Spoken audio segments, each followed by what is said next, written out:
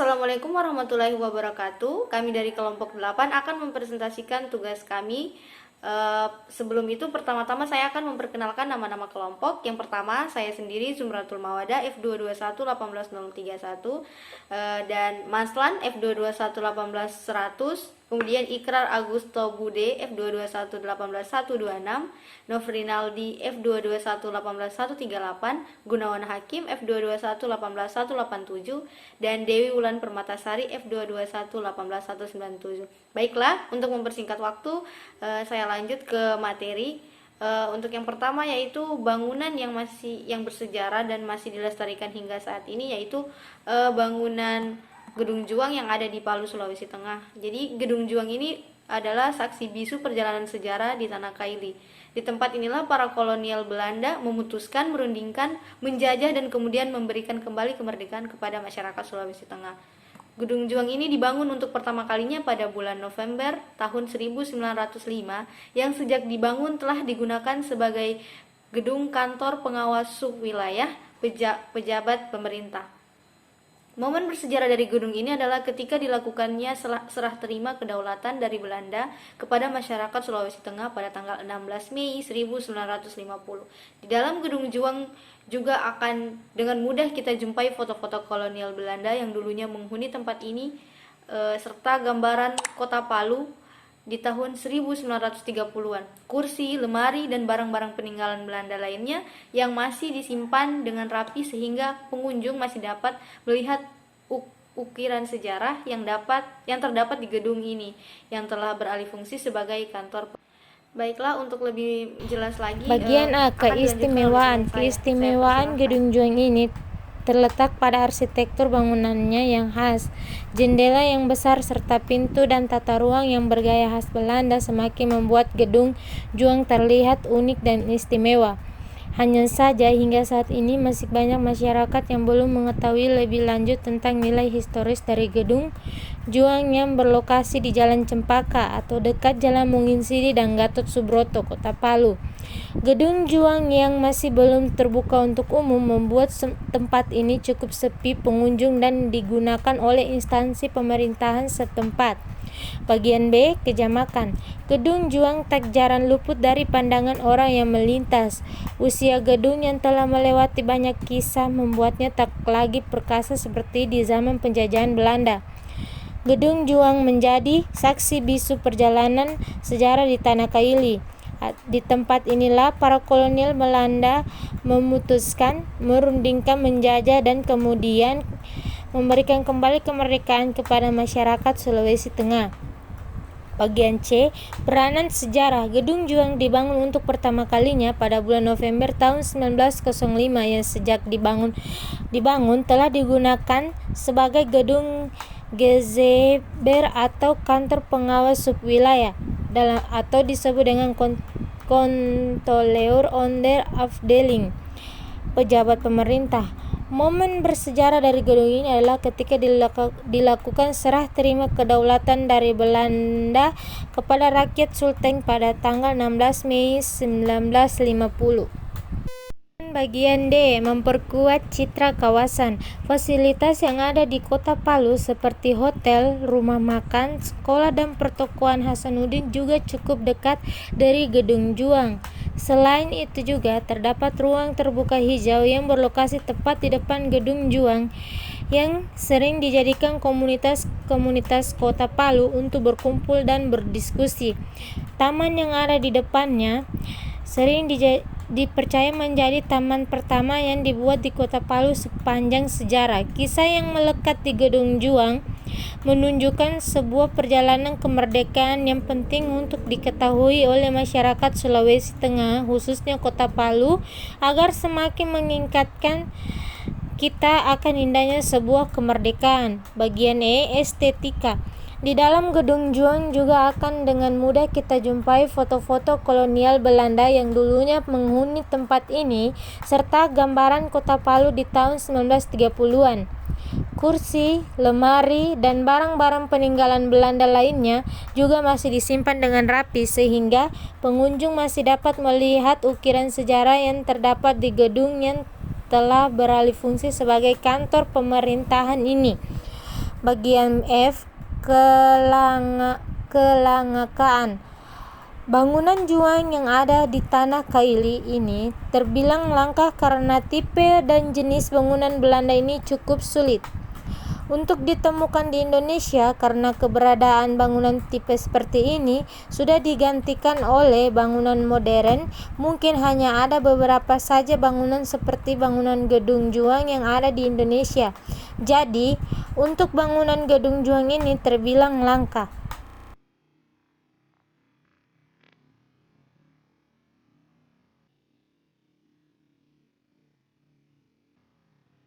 Bentuk-bentuk konservasi.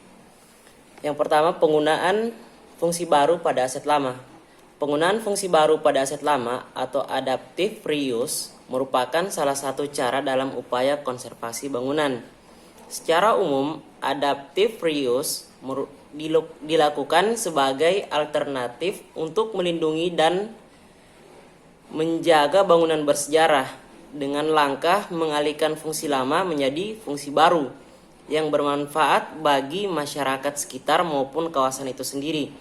Konsep ini umumnya digambarkan sebagai proses yang secara struktural bangunan dengan fungsi lama dikembangkan menjadi fungsi baru yang dapat mewadahi kebutuhan dan meningkatkan nilai ekonomi. Contoh penggunaan adaptive reuse di bagian Eropa. Contohnya yaitu terdapat di kawasan Albert Dock di Liverpool. Albert Dock dulunya merupakan pelabuhan utama kota Liverpool. Salah satu fungsinya adalah menghubungkan Liverpool dengan beberapa kota, diantaranya Birmingham dan Leeds.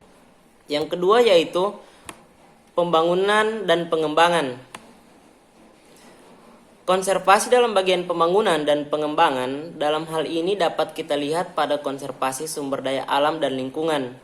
Pembangunan sumber daya alam dan lingkungan hidup seyogyanya menjadi acuan bagi kegiatan berbagai sektor pembangunan agar tercipta keseimbangan dan kelestarian fungsi sumber daya alam dan lingkungan hidup, sehingga berkelanjutan pembangunan tetap terjamin. Pola pemanfaatan sumber daya alam seharusnya dapat memberikan akses kepada segenap masyarakat, bukan terpusat pada beberapa kelompok masyarakat dan golongan tertentu.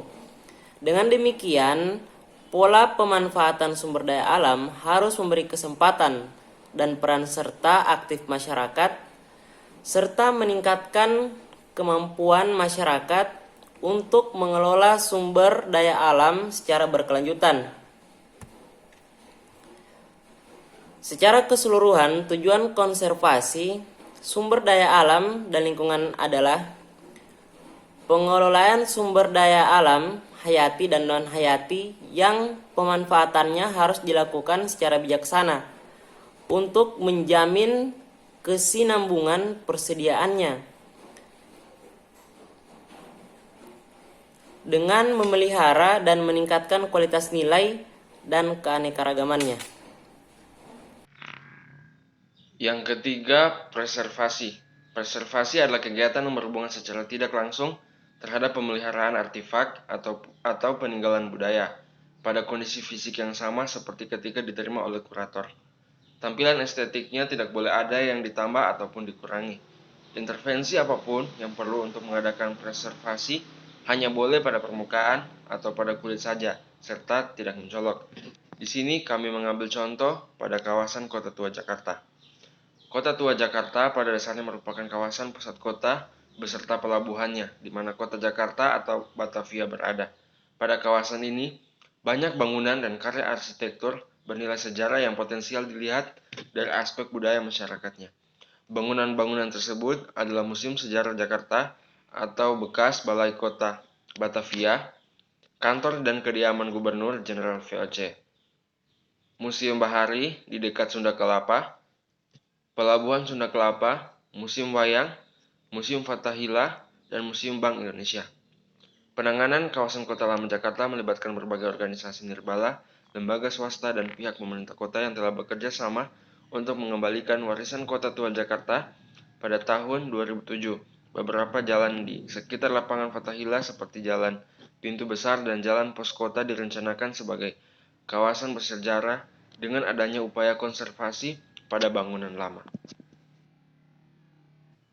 Yang keempat, restorasi adalah upaya yang dilakukan untuk mengembalikan bentuk asli bangunan, gedung, dan cagar budaya dari kerusakan dengan cara memperbaiki, membersihkan, mengganti, dan memasang kembali bagian-bagian bangunan yang lepas, rusak, setelah diperbaiki dengan bahan dan metode yang sama, serupa dan sesuai dengan aslinya.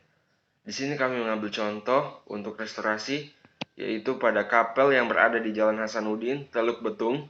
Kapel tersebut bernama Kapel Hati Kudus. Kapel ini berumur sekitar 80 tahun dan didirikan oleh seorang pastor Belanda bersama Van Oort SCJ. Tahun dimulai pembangunan kapel tersebut ialah mulai dari tahun 1931 dan selesai pada tahun 1932. Baiklah, selanjutnya di poin kelima yaitu replika. Dalam bidang arsitektur, berkenaan dengan konstruksi tiruan bangunan sebenarnya yang masih ada, tapi jauh letaknya.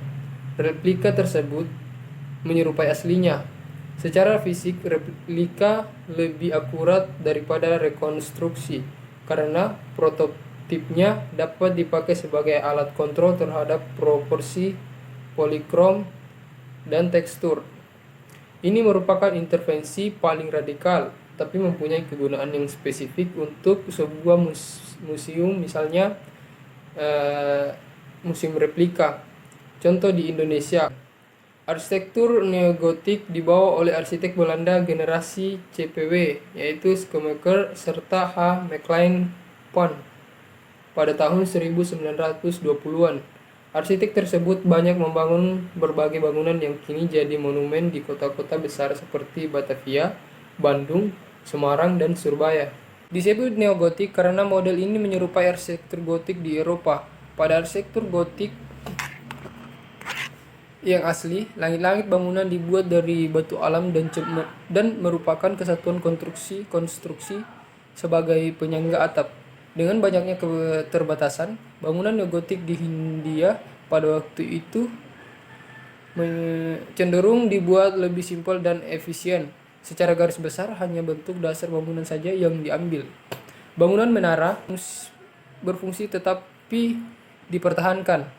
Bahan bangunan sudah menggunakan material beton bertulang, yang memungkinkan bangunan yang lebih ramping dan tanpa risiko tekuk.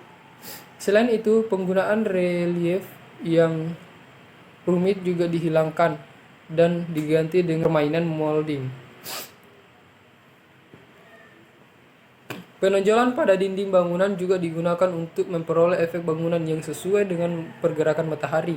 Bangunan neogotik di Indonesia juga menyesuaikan iklim tropis dengan menampilkan tali alar yang tidak terdapat pada bangunan gotik asli. Ciri bangunan gotik masih dipertahankan dengan menggunakan kaca putri pada jendela bangunan. Selanjutnya di poin ke-6 yaitu rekonstruksi. Rekonstruksi menjelaskan tentang pembangunan kembali sebuah bangunan yang hilang di tempat semula. Bangunan rekonstruksi bertindak sebagai pengganti tiga-dimensional dari struktur asli secara terukur. Bentuk fisiknya ditetapkan oleh bukti arkeologi, kearsipan, serta literatur. Merupakan salah satu intervensi paling radikal. Contoh, Marcus Maximus. Marcus Maximus pernah menjadi stadion balap kereta dan tempat hiburan massal yang terkenal ribuan tahun lalu. Ini adalah tempat yang sempurna untuk ludi, pemain publik yang diadakan untuk kepentingan dan hiburan orang-orang Romawi. Sirkus Maximus juga sering digunakan untuk festival keagamaan Romawi. Berkurang panjang 621 meter dan lebar 118 meter, itu adalah stadion pertama dan terbesar di Romawi kuno. Sirkus Maximus bahkan bisa menampung 150.000 penonton. Saya atas nama Gunawan Hakim ingin melanjutkan paparan materi yang telah dipaparkan oleh teman kelompok saya yang ada di kelompok 8 dari mata kuliah arsitektur kota tentang tugas terakhir, yaitu konservasi bangunan yang telah dilestarikan. Baiklah, saya akan memulai memaparkan materi terakhir, yaitu revitalisasi. Revitalisasi adalah upaya untuk memvitalkan kembali suatu kawasan atau bagian kota yang dulunya pernah vital atau hidup, akan tetapi kemudian mengalami kemunduran atau degradasi. Skala revitalisasi ada tingkat makro dan mikro. Proses revitalisasi sebuah kawasan mencakup perbaikan aspek fisik, aspek ekonomi, dan aspek sosial. Pendekatan revitalisasi harus mampu mengenali dan memanfaatkan potensi lingkungan dalam kurung sejarah, makna, keunikan lokasi, dan citra tempat. Danisworo 2002. Revitalisasi sendiri bukan suatu yang hanya berorientasi pada penyelesaian keindahan fisik saja, tapi juga harus dilengkapi dengan peningkatan ekonomi masyarakatnya serta pengenalan budaya yang ada. Contoh revitalisasi adalah revitalisasi Banten Lama, penataan kawasan kumuh.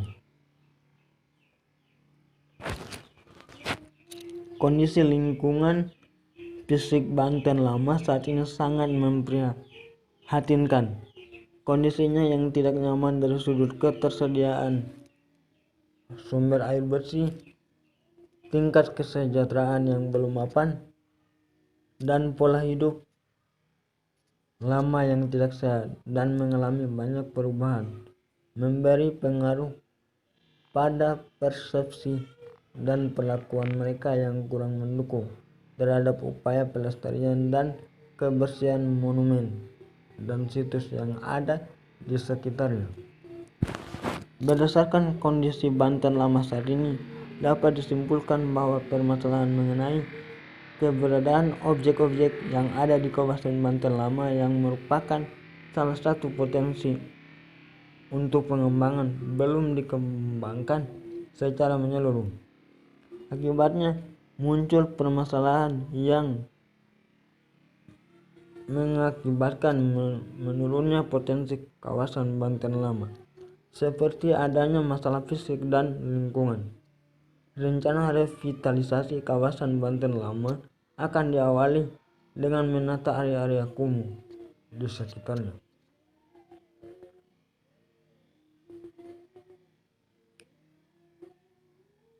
Rencananya penataan kawasan kumuh akan dimulai pada APBD 2017 ini. Berdasarkan data dan Dinas Perkim Banten, setidaknya terdapat 6 kelurahan di Kecamatan Kasemen, Kota Serang yang masuk daerah kumuh. Penataan kawasan kumuh ini merupakan salah satu visi misi Gubernur dan Wakil Gubernur Banten, Wahidin Halim Andika Hazrumi. Salah satunya adalah penataan dari pengelolaan kawasan cagar budaya Banten Lama. Sekian dari materi kami, semoga bermanfaat. Wassalamualaikum warahmatullahi wabarakatuh.